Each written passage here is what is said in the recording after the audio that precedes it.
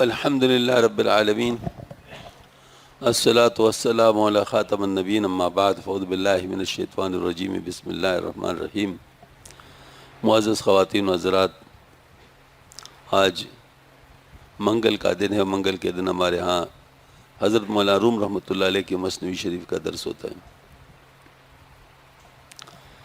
اور اس درس کے اندر حکایات کے ذریعے سے بہت ہی زیادہ مفید مضامین ماشاءاللہ سمجھائے جاتے ہیں۔ تو معارف کی بات ہو رہی تھی کہ جو معارف ہے انسان کی ذات میں داخل نہیں ہے کہ انسان کی حقیقت اس سے بنی ہو، نہ اس کے لیے لازم ہے کہ وہ انسان کے وجود کے ساتھ ضرور پائے جائیں، کیونکہ انسان اس کے بغیر بھی انسان ہی کہلائے گا۔ البتہ ان معارف کا مبدا و معدن خطیر قدس میں ہے۔ جو طالب و شائق ہو اپنی طلب و ہمت سے اس مقام کے ساتھ مناسبت پیدا کرے تو اس پر معارف القاء ہونے لگتے ہیں، لیکن جس شخص کو اس مقام کے ساتھ مناسبت نہیں، ان معارف سے کورا ہے، وہ اس مقام میں ایسے جیسے زندہ مخلوق کے مقابلے میں اینٹ الپتھر۔ اس پر تھوڑی سی بات ہوئی تھی۔ اصل میں یہ تو ہوتا یوں ہے کہ انسان جو ہوتا ہے یہ تو نفس کا مارا ہوا ہوتا ہے۔ انسان ویسے جب تک تربیت نہ ہو چکی ہو تو روح لطیف ہے، نفس کثیف ہے۔ تو یہ جتنا نفس کا مارا ہوتا ہے تو یہ مطلب جو ہے کہ اس پہ کثافت غالب ہوتی ہے، اس کی جو ہے نا وہ ملائلہ کے ساتھ، خطیر قدس کے ساتھ مناسبت نہیں ہوتی، اور جتنا اس کے اندر لطافت آتی جاتی ہے، روحانیت غالب ہوتی ہے، اس کی جو ہے نا مطلب خطیر قدس کے ساتھ مناسبت بڑھتی جاتی ہے، اس کے حساب سے اس کے اوپر معارف مطلب جو ہے نا نازل ہوتے ہیں۔ اچھا، اب یہ جو بات ہے کہ اگر اس بات کی سمجھ میں آ گئی بات، تو نفس کو جتنا گویا کہ دبایا جائے گا اللہ تعالیٰ کے لیے، تو اس سے اتنی عبدیت میں اضافہ ہوتا جائے گا۔ اور عبدیت جو ہے نا مطلب گویا کہ یوں ایسی چیز ہے جو کہ معارف کو کھینچنے والی ہے، یعنی معارف کا ورود جو ہے وہ عبدیت کے مطابق ہوتی ہے۔ جتنی انسان کی عبدیت بڑھتی ہے، معارف کے لیے جگہ بنتی جاتی رہتی، اور معارف مطلب آتی۔ اب جیسے مثال کے طور پر ایک لوہا ہے اور ادھر ایک مغناطیس ہے، تو اب یہ معارف اس لوہے کے اوپر کچھ انسولیشن ہے، مطلب ایسی چیز ہے جو کہ مغناطیس کے جو ریز ہیں ان کے لیے رکاوٹ ہے۔ تو جیسے ان کو آپ ہٹاتے جائیں گے تو ریز افیکٹ ہوتے جائیں گے، تو اس کے اندر وہ کشش محسوس ہوگی، بالکل محسوس ہوگی۔ جتنا اس کو صاف کرتے جائیں گے، یہ مطلب جو ہے نا وہ کشش اس کے اندر یہ محسوس ہوتی جائے گی۔ تو اس کا مطلب یہ ہوا کہ اگر ہم لوگ یعنی وہ یہ کریں، کوشش کر لیں اپنی ابدیت کو بڑھائیں، تو ساتھ خود بخود وہ ہمارے اندر معارف آنا شروع ہو جائیں گے۔ یہ بہت بڑی بات ہے۔ حضرت نے کیسے آسانی کے ساتھ یہ بات سمجھائی کہ معارف بقدر ابدیت ہوتے ہیں۔ یہی بات حضرت مجدد صاحب رحمۃ اللہ فرماتے ہیں، جو لوگ صرف معارف کی باتیں کرتے اور ابدیت کی طرف نہیں جاتے، وہ دوسروں کے معارف سنا سکتے ہیں، اس میں کوئی شک نہیں۔ دوسروں کے معارف سنانے کے لیے صرف علم کی ضرورت ہے، لیکن خود ان کو معارف حاصل نہیں ہوں گے۔ تو حضرت تھانوی رحمۃ اللہ علیہ کے ایک ملفوظ مجھے یاد ہے، کسی نے حضرت سے کہا کہ حضرت آپ کے ملفوظات اور مواعظ مجھے یاد نہیں ہوتے، میں کیا کروں؟ حضرت نے فرمایا خود کیوں صاحب ملفوظ نہیں بن جاتے؟ خود کیوں صاحب ملفوظ کیوں نہیں بن جاتے؟ مطلب یہ کہ خود آپ اپنے آپ کو اس طرح بناؤ، اللہ کا بندہ بناؤ، تو آپ کے اوپر بھی اللہ پاک مطلب ان چیزوں کو القاء فرما دیں گے۔ یہ تو اللہ تعالیٰ کا کام ہے۔ جانے اول مظہری درگاہ شد، جانے جاں خود مظہر اللہ شد۔ پہلی جان جس کا تعلق تدبیر و تصرف جسم سے ہے، درگاہ کی مظہر ہے، اور جانے جاں جو متصف بکمالات ہے، اللہ تعالیٰ کی مظہر ہے، یعنی اللہ جل شانہ کہ اس میں آتے ہیں۔ یعنی جان اول سے مراد مطلق روح انسانی ہے، کہ اول خلقت انسانیہ میں اس کا تعلق تدبیر و تصرف جسد سے ہوتا ہے، جس کو اصطلاح میں ولادت اولیٰ کہتے ہیں۔ اور جان سے مراد روح انسانی جبکہ علوم و معارف اور افعال و کمالات سے متصف ہو جاتی ہو، جس کے اصطلاح میں ولادت ثانیہ کہتے ہیں۔ وہ جان کے نفس کو اس اعتبار سے کہ گویا کہ اس صفت کے اعتبار سے روح کا خاصہ اور درگاہ بمانے درگاہ حق سے مراد مرتبہ مطلق صفات حق کا، اور اللہ سے مراد مرتبہ الوہیت بمانے المعبودیہ کا، کلید معبودیت کا۔ مطلب یہ کہ مطلق روح اپنے افعال و صفات حق کی مظہر ہے، اور خاص روح جو عارف کی ہے وہ اپنی طاعت و عبادت کے اعتبار سے، طاعت و عبادت یعنی عبودیت، اس کے اعتبار سے ذات حق کا مظہر ہے۔ یعنی صفات حق، دیکھیں میں بھی دیکھتا ہوں، اللہ بھی دیکھتا ہے، تو اللہ تعالیٰ کی صفت دیکھنے کی مجھ میں موجود ہے، نامکمل، ناقص، تو مظہر تو ہوا نا۔ یعنی میں اللہ پاک کی صفت کو اپنے دیکھنے سے پہچان سکتا ہوں، اور میں اللہ تعالیٰ کی صفت سماعت اپنے سماعت سے پہچان سکتا ہوں۔ میں اپنے بولنے کی مطلب جو ہے صفت سے اللہ تعالیٰ کی کلام کی صفت کو سمجھ سکتا ہوں، وہ کہ یہ مظہر ہے اس کا، اس کے ذریعے سے وہ چیز انسان کے اوپر ظاہر ہوتی ہے، لیکن خود ذات عالی بارت تعالیٰ اس کا جو مطلب کیا وہ ہے، جو مظہر ہے وہ کیا ہے، وہ دوسرا درجہ ہے۔ ہاں جی، اور خاص روح عارف کی جو اپنے طاعت و عبادت کی ذات حق کا مظہر ہے، پس مطلق روح عارف کے روح کے مقابلے میں ناچیز ہے، یہاں تک کہ روح عارف کی افضلیت عامہ ارواح پر ثابت کی تھی، اب اس کی فضیلت ملائکہ پر بھی ثابت کرتے ہیں۔ ملائک جملہ عقلو جاں بدن، جان نو آمد کے جسم آشدن، وہ ملائکہ جو اللہ تعالیٰ کی ایک پاک مطہر مخلوق ہے، سراپائے عقل و روح تھے، نفس تو اس میں تھا نہیں نا، دیکھو نفس مس کر دیا، نفس نہیں تھا، عقل روح تھے۔ ایک نئی روح ایسی آئی کہ وہ اس کے آگے روح کے لیے جسم کی طرح تابع ہو گئے۔ یعنی اہل سنت والجماعت کا عقیدہ ہے کہ رسل البشر افضل من رسل الملائکہ، ورسل الملائکہ افضل من عامۃ البشر، وعامۃ البشر افضل من عامۃ الملائکہ، یعنی انسان کے پیغمبر ملائکہ کے پیغمبر سے افضل ہیں، اور ملائکہ کے پیغمبر عام انسانوں سے افضل ہیں، اور عام انسان عام ملائکہ سے افضل ہیں۔ عقائد نسبی اس بیان پر منع فرماتے کہ روح عارف ملائکہ سے بھی افضل ہے، چنانچہ حضرت آدم علیہ السلام جو عارف کامل تھے، اسی فضیلت کی وجہ سے مسجود ملائکہ ہوئے، جانوں سے مراد آدم علیہ السلام سے ہی ہے۔ السعادت چوں برا جاں برزدن، ہم چتن آروح را خادم شدن، خوش نصیبی سے جب ملائکہ اس جان سے ملاقی ہوئے تو اس روح کے لیے جسم کی طرح خادم ہو گئے۔ روح کے لیے جسم کی خدمت ظاہر ہے کہ اس کا تابع حکم ہے، آدم علیہ السلام کے ملائکہ کا سجدہ تحیہ کی صورت میں تھا۔ اللہ پاک فرماتے ہیں قرآن شریف میں، ان الذین قالوا ربنا اللہ ثم استقاموا تتنزل علیہم الملائکۃ الا تخافوا ولا تحزنوا وابشروا بالجنۃ التي كنتم توعدون نحن اولیاؤکم فی الحیاۃ الدنیا وفی الآخرہ ولکم فیہا ما تشتہی انفسکم ولکم فیہا ما تدعون نزلا من غفور الرحیم۔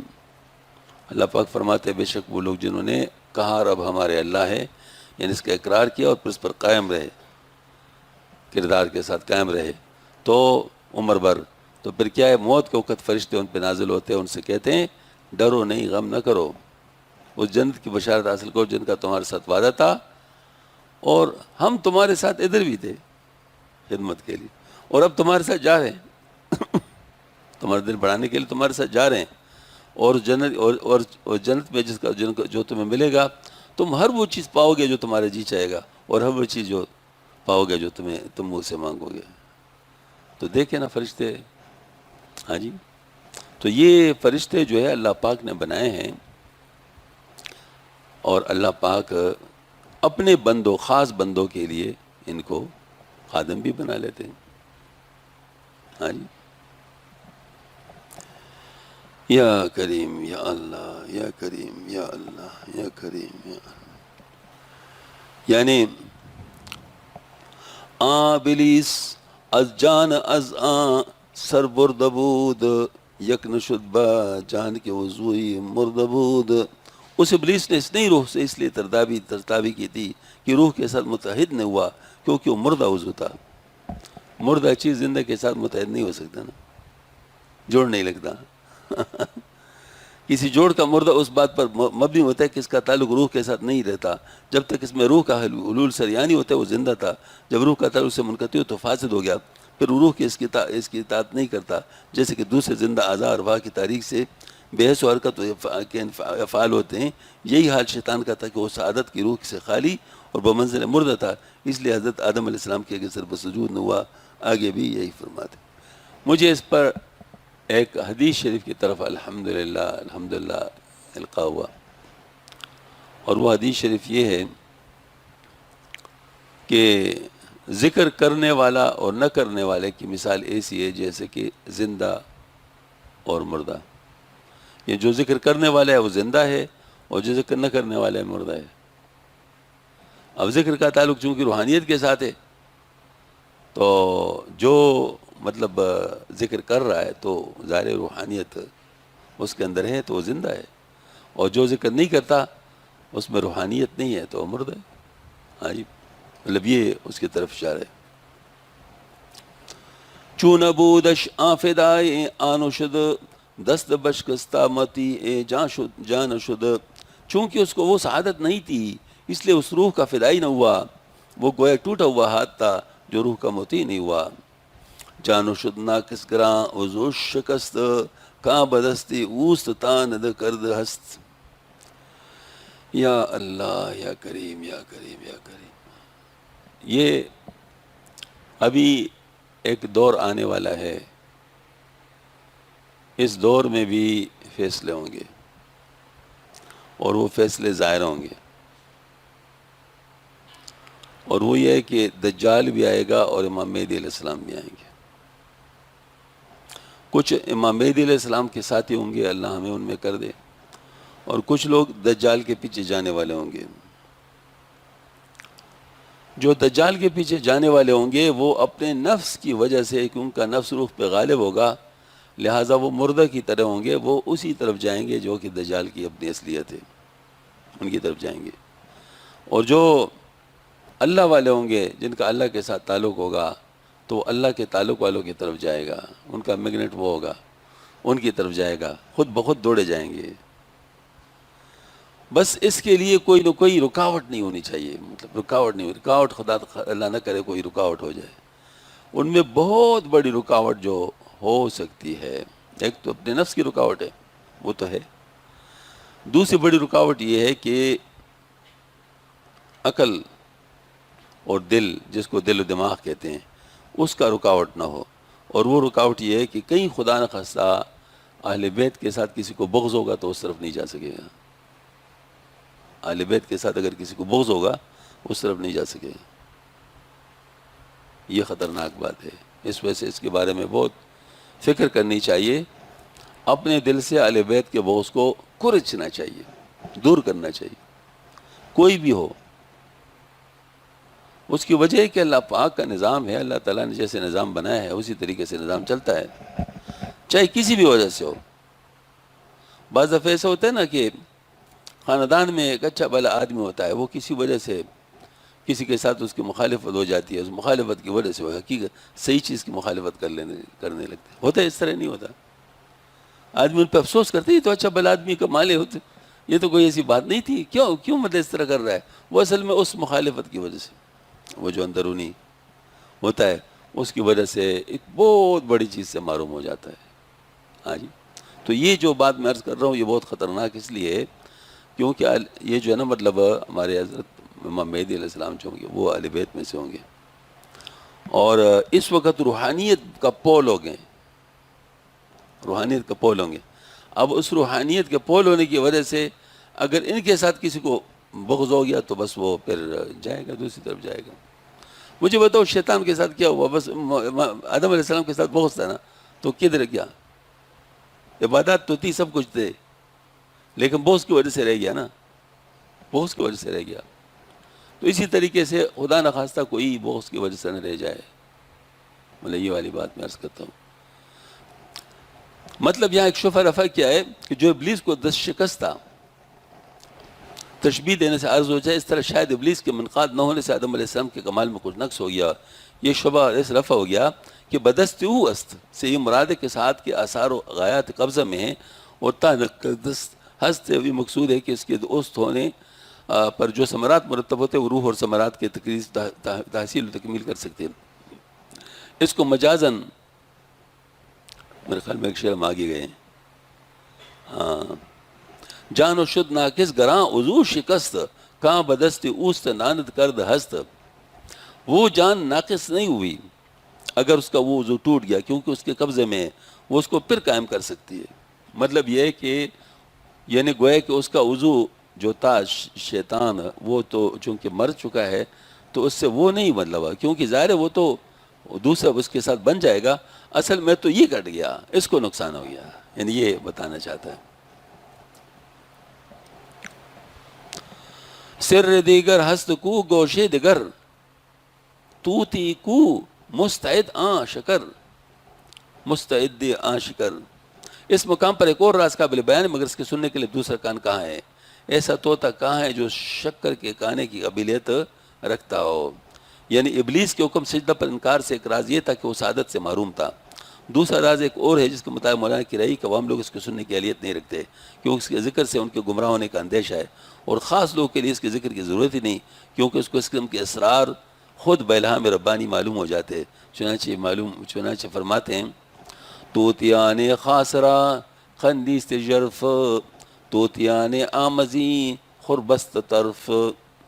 خاص طوطوں کے لیے اسرار کا کند بکثرت موجود ہے اور اس سے بالہام ربانی محفوظ اور متلذذ ہو کر رہے ہیں، مگر عام طوطے نے اس خوراک سے آنکھ ہی بند کر رکھی ہے اور اس کے سننے کی استعداد کی بھی پیدا نہیں کر سکتے.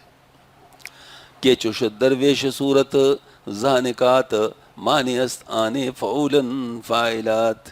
کوئی صورت پرستی کا محتاج اس نکات سے کیا بہر اندوز ہو، کیونکہ یہ تو سراپا معنی ہے نہ کہ محض شاعری کی صورت.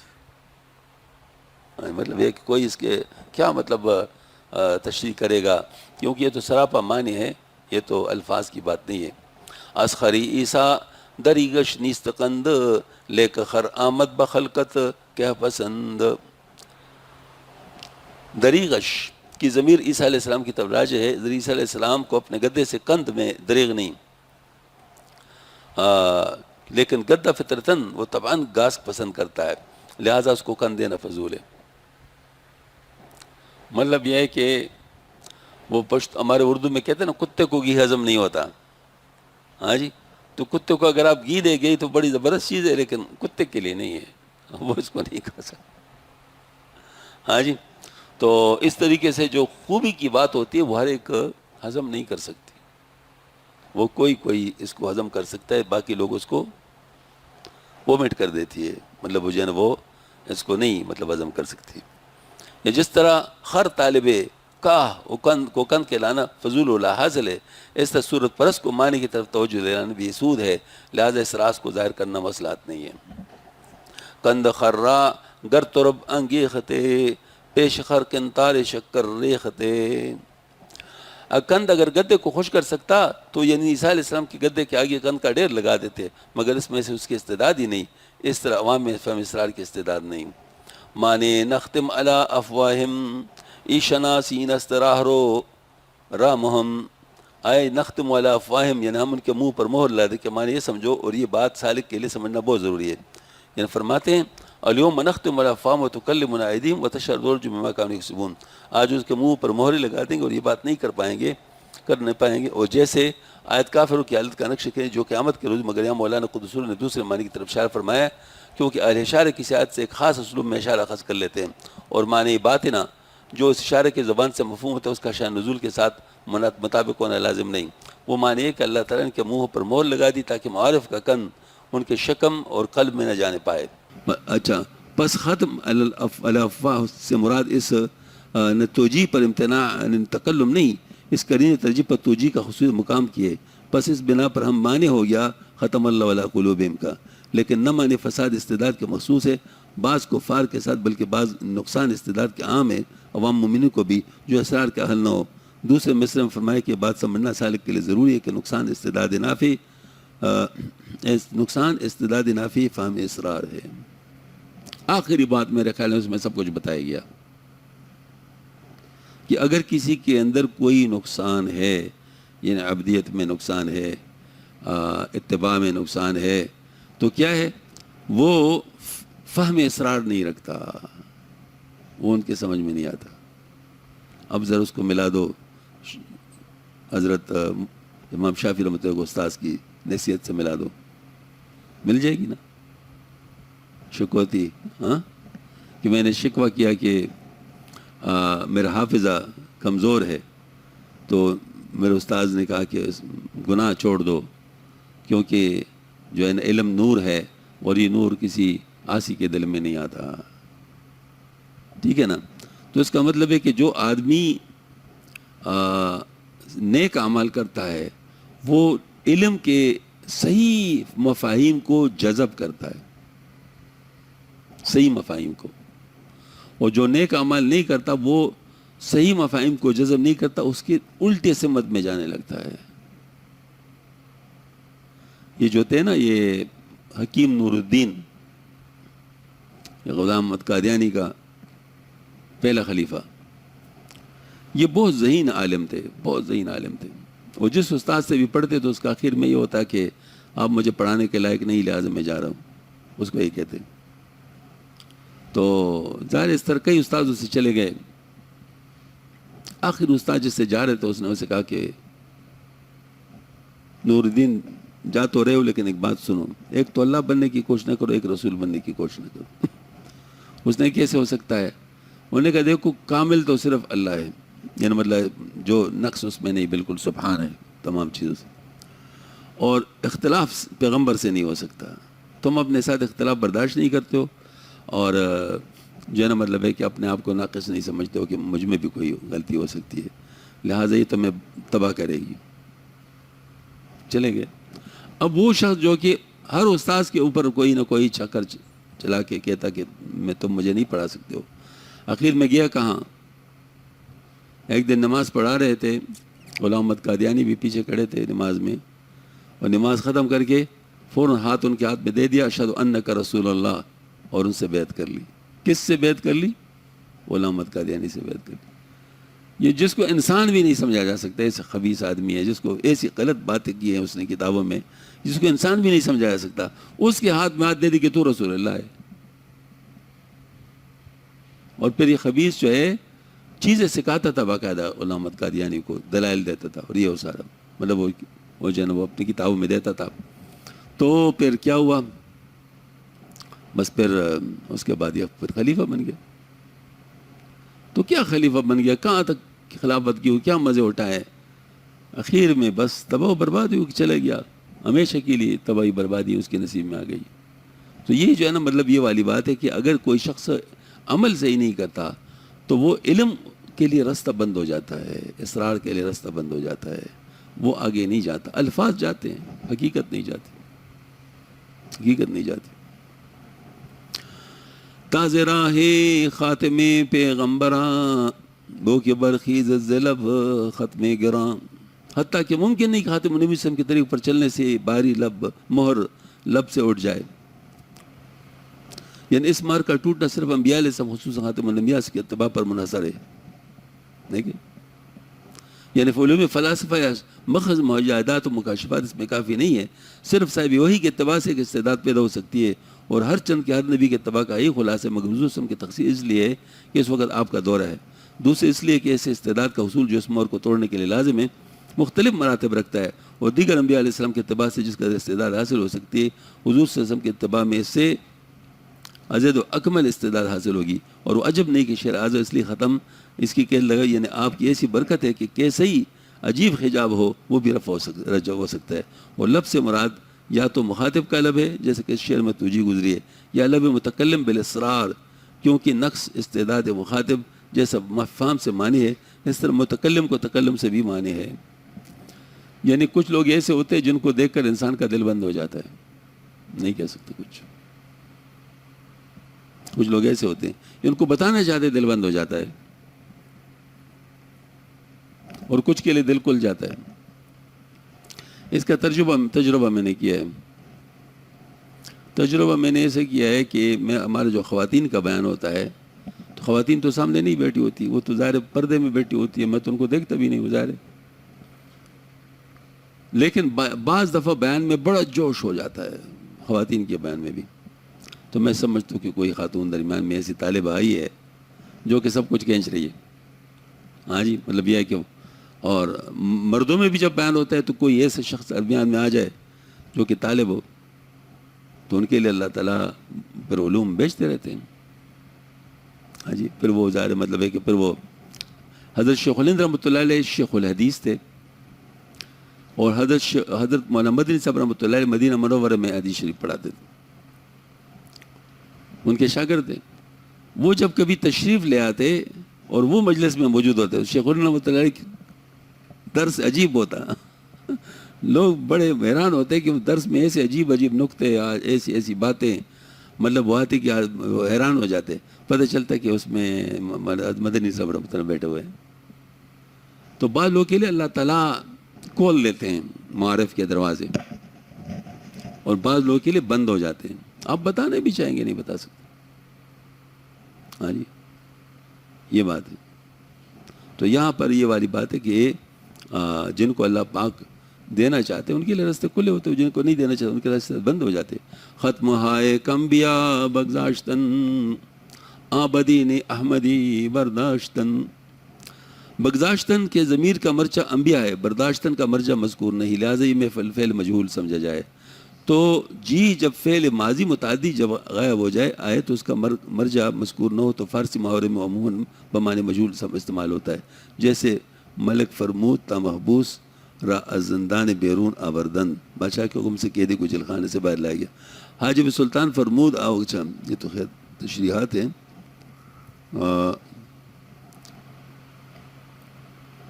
یہ حجابات انبیاء سے سابقین کے اتباع سے بھی مرتفع ہوئے جس سے ان کے تابعین کو استعداد کامل عطا ہوئی، لیکن بعض حجابات ابھی باقی تھے، وہ حضور صلی اللہ علیہ وسلم کے اتباع سے اٹھ گئے جس سے آپ کے تابعین کو استعداد اکمل حاصل ہوئی اور علوم بھی اکمل حاصل ہوئے. چنانچہ مشکات کے باب فضائل حاضر الامہ میں حدیث آئی ہے کہ اللہ تعالیٰ نے فرمایا اوتیہم من علمی، یعنی ان کو اپنے علم سے بہرمند کروں گا.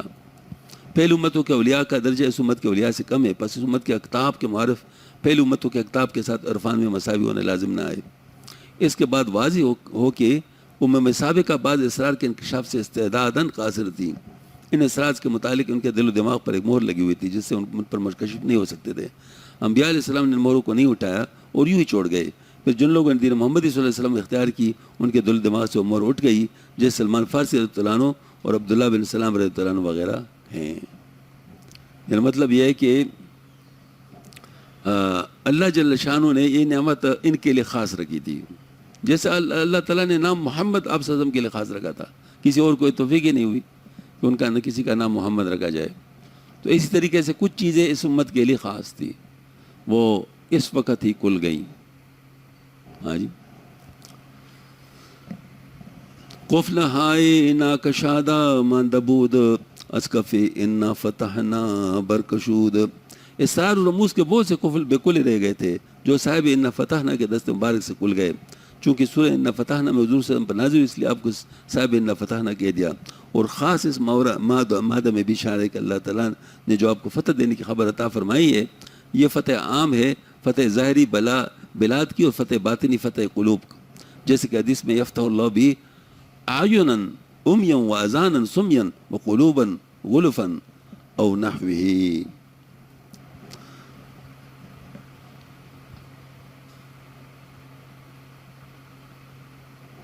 میرے خیال میں پورا نہیں ہوگا تو اسی پہ پورا کر لیتے ہیں کیونکہ ہم نے ایک قرآن کا ختم بھی کرنا ہے.